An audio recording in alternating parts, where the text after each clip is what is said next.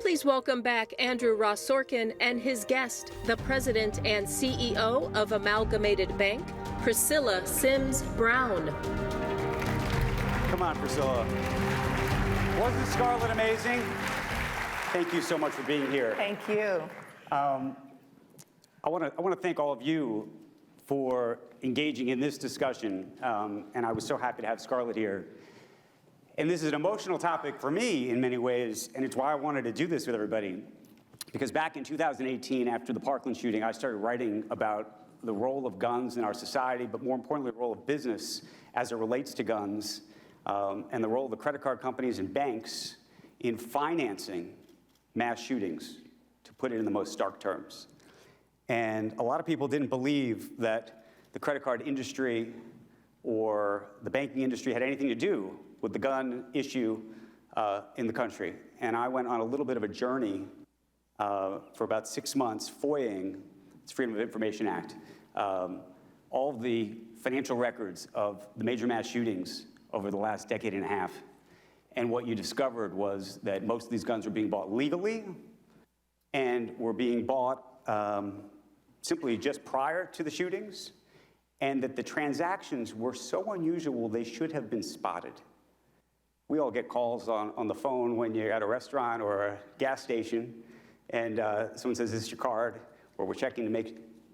Nobody ever made those calls, and it was obvious. And in the case of the Pulse shooting in Orlando, the shooter had actually gone onto Google about 3 days earlier and said, actually written into Google and said, is unusual credit card activity related to guns being tracked? And that came out in one of the FOIAs, and that was the lead of the story. I wrote that story, and nothing happened, to be honest with you, and I was kind of sad about it.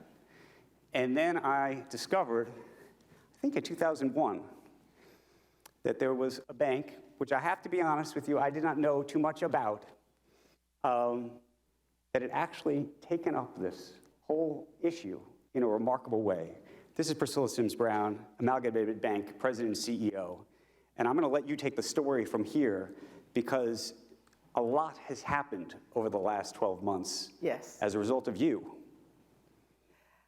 Can I go back a little bit further? Please. But first, before I say anything, can we just acknowledge that Scarlett Lewis was amazing? Absolutely. Here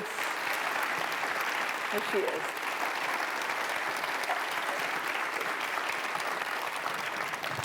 If we all take seriously your words, if we all have the courage that Jesse had, in whatever we're doing and wherever we are, we can address this and we can stop this. And I'm very grateful and honored to come up after you. Thank you. And then I want to just go back a little bit and tell people about Amalgamated Bank, because there are a lot of people like you who have never heard of Amalgamated Bank. I didn't. We're a medium-sized bank, and we're in 4 cities, but many of you may not have heard of us. It's an interesting story, one that really excited me a year and a half ago when I joined. And that is, this bank was started by immigrant textile workers. They were part of the Amalgamated Clothing Workers Union. They came here mostly from Eastern Europe to New York, and they couldn't be banked. No way to be banked. And so they decided to start their own bank. And its history over 100 years has been really about that. It's been about workers' rights, it's been about ESG, it's been about really advancing the causes and the financial security of people who couldn't be banked. So the reason I gave you that context was not to give an amalgamated commercial, but to say that it was then, for us, a very natural thing when we heard about this. And thanks to you, we heard about it. And so here's the story. As you said, everybody gets these little dings on your phone when you use your credit card or someone else has used your credit card inappropriately. And we all know that banks have an obligation to address financial crimes that occur in our systems, right? So things like human trafficking, money laundering, all of these things. And we do that by collecting a lot of data. And that data includes a merchant category code. So a little identifier, a 4-digit number that's associated with every single retailer all over the world. And what you helped us to understand was that there was no merchant category code for gun stores. So that then made it very difficult to address some of the crimes you just mentioned. And Amalgamated took it upon itself as an institution to apply for a code. We applied 3 times, and we finally got it. Well, let's talk about the applying 3 times, because that suggests the first time and the second time didn't work, and it also suggests that there were some powerful forces at play to prevent that from happening, and that included the major credit card companies. Look, I mean, this goes back to something that Scarlett said earlier. There's lots of misinformation in the world, right? And so for various reasons, some of which predated me, we applied to this international standards organization, and for various reasons, we were turned down twice. The good news is, this past fall, it was finally approved. And so Visa, MasterCard, and American Express are implementing this now. That's right. 24 hours after the application was approved, each of those credit card companies came out and said they would be implementing it. So this means they will be applying this distinct code to gun retailers, whether that be a small or large gun retailer, they'll do that. And so let's just spin this forward. Once this code is there, I mean, very interestingly, I don't know if people even appreciate this, when you buy a product, even if you go to a restaurant, you see all the food you bought on your own receipt, but the bank doesn't get that information. No. The bank only gets the information that it was a restaurant. That's right. So now they're still not going to know, you're not going to know exactly what was purchased. That's right. But you're going to know where it was purchased from. That's right. You get that information, and what happens next? So to your point, there are patterns that some of this criminal activity follows, right? And whether, again, that's another kind of crime or it's a gun-related crime, there are patterns. And so what we will do as an industry is when we observe those patterns, we will file what's called a suspicious activity report. We file it with a regulator called FinCEN. And you do that already, and I think everybody should Yes. understand. This is something that banks are doing every Yes. single day, thousands of Yes. times a day. Exactly. After 9/11, we put this in place to protect us against domestic terrorism. That's right. That's right. So, Part of the Patriot Act. but let's also talk about the flip side of this, because there are a lot of people who are angry. I get it. I imagine you've gotten it. There are typically red states that have gone after some of those credit card companies that are doing this to say, we don't want you doing this. Going to the banks saying, please don't do this. There's a real worry. There's a law in this country that you can't keep a full index of gun owners.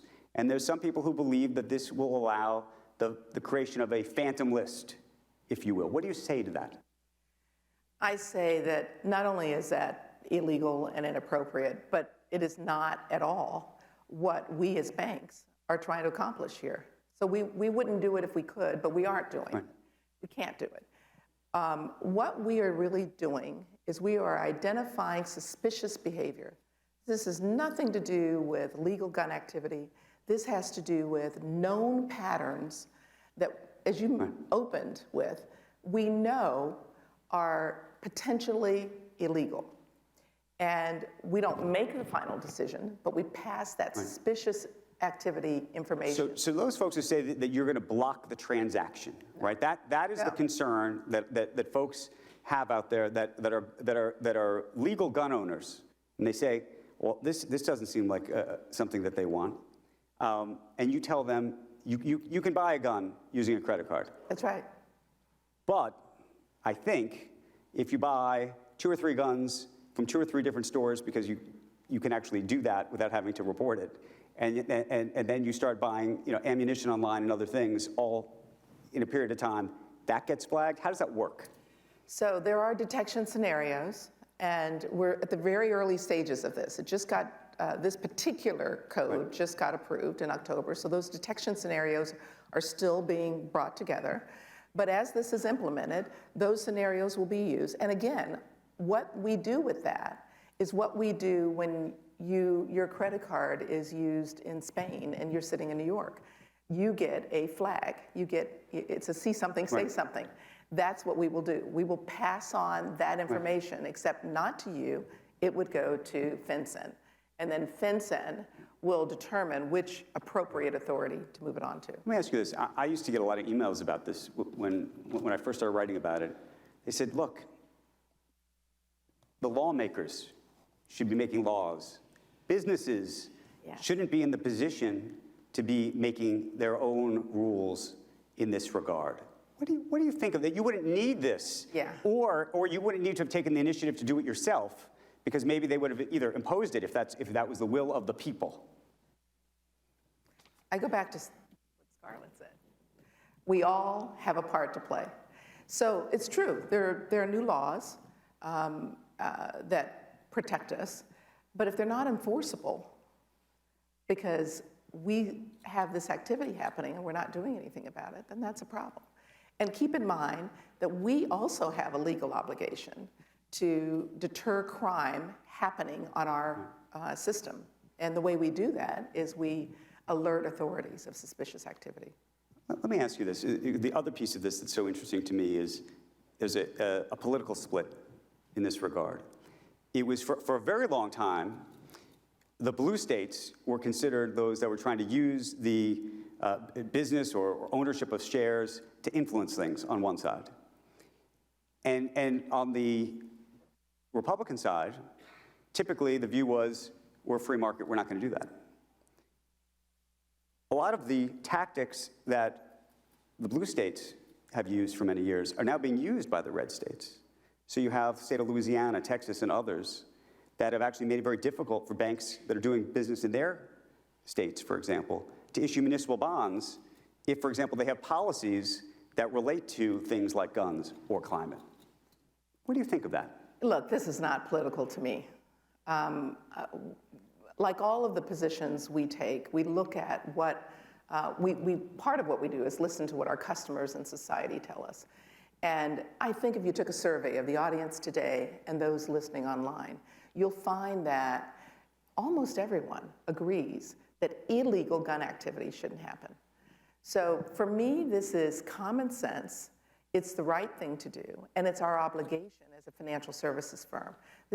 I'm not going to walk outside of those parameters or outside of that lane on any other issue, but on this particular one, where there's crime potentially happening on our rails, I think we have an obligation to act. What do the other bank CEOs tell you? Look, I think what I am seeing from other banks is that they have been honoring this process and this system, filing suspicious activity reports across a myriad of industries to stop a myriad of crimes, or at least to alert authorities of them, right? And I have every confidence that banks are going to do the same thing here. It's noteworthy to me that credit card companies responded within 24 hours of getting this approved by saying they will implement the codes. Priscilla Sims Brown, thank you for being with us. Thank you. Thank you for sharing your story. Thank you. Thank you so very much. Thank you. Appreciate it. Thank you.